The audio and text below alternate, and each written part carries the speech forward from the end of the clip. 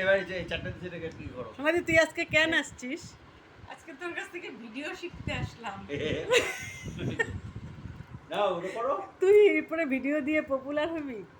Popular তো আমি আছি। এবার মোটামুটি সে দেখো তো চারটা ভিডিও আছে কাটিং করে সুন্দর ভিডিও শিখতে আবার একা আসে না, এবার শঙ্করদাকে নিয়ে আসছে ভিডিও শেখার জন্য।